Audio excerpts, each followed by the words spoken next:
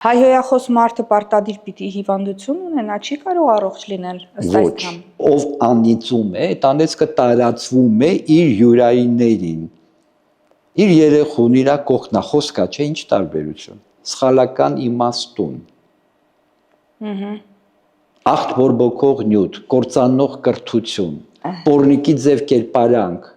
տխրատեսիլ գեղեցկություն, այն ընտանիքում, որտեղ կա չարություն, խոսք, անեծ, այդ երեխան պիտի ունենա հիվանդություններ, անպայման միանշանակ։ Ասում են, հավատում ենք, մենք Աստծուն հավատում ենք, բայց հայհոյում ենք։ Եվ այդ հայհոյանքը շատ անգամ չարը սատանան ուղում է սրբությունների հանդեպ, այստեղ նոր իրանք սկսում են վախենալ։ Մենք խոսքին այսօր չենք հավատում, այն հավատ չէր, այն հավատի իմիտացիա էր։ Հայրենը Աստծու հետ խոսելու լեզուն է։ Դրա մեջ կա իմաստ, մենք իրար չենք սիրում։ Ստրկամիտ մարդուն տուր ազատություն կկործանի, իրեն էլ քեզ էլ հետը։ Դե ինչու որ մենք այսօր այդ շատ անգամ տեսնում ենք, այսօր խոսքը հիվանդացել է։